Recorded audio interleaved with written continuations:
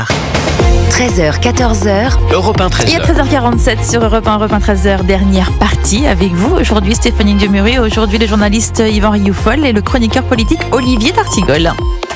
Emmanuel Macron, de retour sur le devant de la scène. On le voyait beaucoup à l'étranger. Là, il revient en France. Une visite d'une usine à Vissou ce matin. Déclaration demain sur TF1. Apparemment, ça va être assez spectaculaire. On verra ça. Après un déplacement hier très médiatique sur l'Ukraine, avant d'en débattre, je vous propose d'écouter Boris Vallaud, chef de file des députés PS et candidat à la tête du Parti Socialiste sur Public Sénat ce matin. Qu'attendre d'Emmanuel Macron? Je dois dire que c'est une question dont je ne suis pas sûr que les Français se la posent. Nous voyons bien que ce deuxième quinquennat est quand même un grand échec pour lui. D'abord, il ne savait pas quoi en faire. Il n'a pas eu, au lendemain de 2022, la majorité absolue qu'il espérait. Il a dissous une Assemblée nationale pour apporter de la clarté. Je ne crois pas que celle-ci soit advenue. Donc, qu'attendre d'Emmanuel Macron? À tout le moins, s'il doit annoncer une consultation des Français, qu'il prenne bien la mesure de l'état du pays. On est un pays qui a besoin d'être apaisé, d'être rassemblé, d'être d'une certaine manière réconcilié, et que toute question posée aux Françaises et aux Français doit participer de cela. Olivier d'Artigol, vous attendez quelque chose d'Emmanuel Macron, vous? De moins en moins, cette présidence... La question fait rire, des deux côtés. Oui, c'est vrai. Moi-même, on la pose. Cette présidence a été très bavarde. Le président de la République va donc prendre la parole sur un format très long demain, 2 heures en direct, avec des choses qui commencent à être annoncées, un face à face avec la secrétaire de la CGT. Il répondra à une question sur justement l'aide à mourir. Nous verrons comment les choses se passent. Il avait annoncé dans ses vœux de fin d'année le fait qu'il souhaitait consulter les Français pour les amener à trancher, c'était son expression, sur des sujets déterminants. Nous verrons s'il donne donc ses arbitrages concernant cette consultation. Le peuple français c'est souhaitable. Le peuple français n'a pas été consulté depuis 2005 et la décision très majoritaire, 55% du peuple français, pour rejeter à l'époque le traité constitutionnel européen a été battue en brèche, n'a pas été respectée, puisque après nous avons eu quasiment le même traité, le traité de Lisbonne.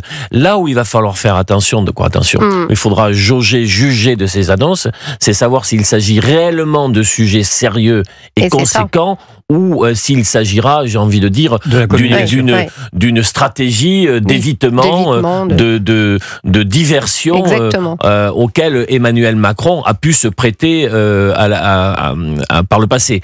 Avec, dans le même temps politique, une semaine qui sera beaucoup plus rugueuse, beaucoup plus douloureuse pour son Premier ministre, avec l'audition mercredi devant la commission d'enquête sur les violences scolaires, où François Bayrou est donc attendu, et la proposition de François Bayrou d'une consultation des Français sur le déficit public et sur la grande politique économique pour sortir de la crise n'a pas reçu un écho très favorable à l'Élysée. Oui.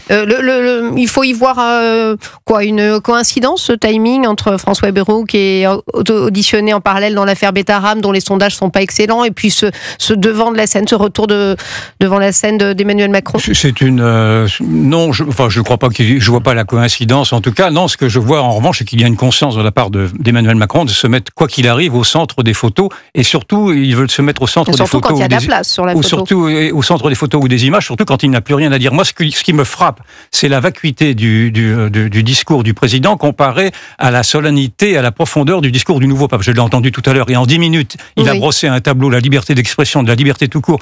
Or, c'est une question qu'il ne posera pas.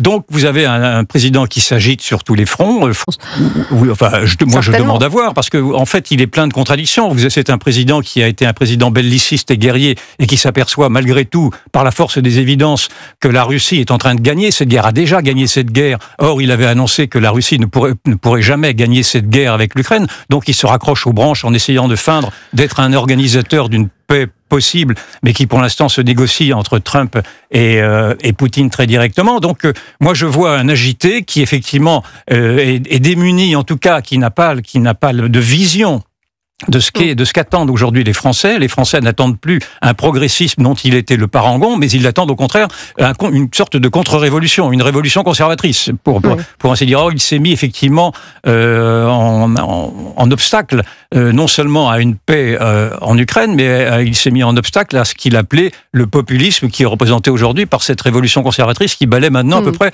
tous les pays européens et naturellement également les États-Unis. Donc, je vois un président désemparé qui effectivement va nous faire le numéro de ce qu'il sait faire le mieux, c'est-à-dire de se mettre en scène dans une sorte d'égo